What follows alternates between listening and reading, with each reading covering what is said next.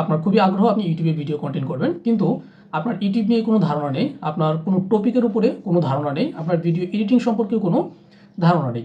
মানে এক কথায় আপনি টোটালি নতুন, আপনি কোনো কনসেপ্টের উপরে আপনার কোনো ধারণা নেই, আপনি কোনো টপিকের উপরেও কোনো ধারণা নেই যে আপনি এই বিষয়ের উপর ভিডিও করবেন। তাহলে কি আপনি ভিডিও করতে পারবেন না, বা আপনি কি আপনার জন্য কি ইউটিউবিং না? অবশ্যই বিষয়টা সেরকম না। ইউটিউবে অনেক ধরনের বিষয় রয়েছে, টপিক রয়েছে, যেগুলো আপনি একদম কোনো ধরনের কোনো অভিজ্ঞতা ছাড়া, কোনো ধরনের কোনো স্কিল ছাড়াই কিন্তু আপনি ভিডিও আপলোড করতে পারবেন, এবং সেই ভিডিওগুলোর মাধ্যমে কিন্তু আপনি অনেক ভালো ট্রাফিক নিয়ে আসতে পারবেন, অনেক ভালো ভিউজ নিয়ে আসতে পারবেন।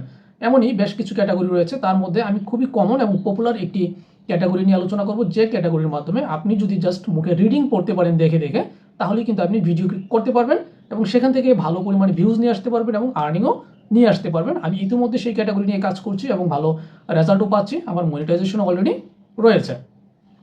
এখন বিষয় হচ্ছে যে টপিকটা আসলে কী এবং কীভাবে কাজ করবেন।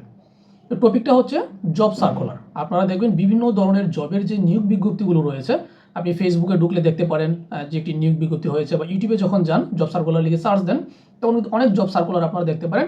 এবং সেখানে একটা বিষয় দেখবেন, সবাই কিন্তু আসলে আমার যেভাবে ফেস ভিডিওতে কিন্তু সেটাকে সার্কুলারটা আলোচনা করছে না, জাস্ট হচ্ছে স্ক্রিনে যে জব সার্কুলারটা থাকে সেই সার্কুলারটা কিন্তু দেওয়া থাকে, এবং সেটা একজন ব্যক্তি জাস্ট দেখে দেখে পড়তেছে এবং বলতেছে যে কতগুলো সিট রয়েছে, কবে থেকে মানে ডেডলাইন কবে, মানে কী কী পোস্ট খালি রয়েছে, জাস্ট এই বিষয়গুলো জাস্ট রিডিং কিন্তু পড়ে তারপর সেখানে কিন্তু কি আমরা সেগুলো দেখছি, এবং অনেক অডিয়েন্স কিন্তু সেখানে পাচ্ছে এবং তারা সেখান থেকে ইনকামও করছে।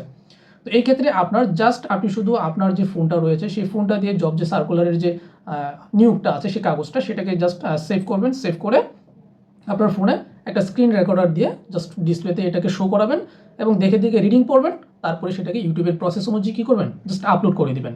তো এইভাবে আপনি খুব সহজেই কিন্তু ভিডিও করতে পারেন কোনো ধরনের কোনো অভিজ্ঞতা ছাড়া।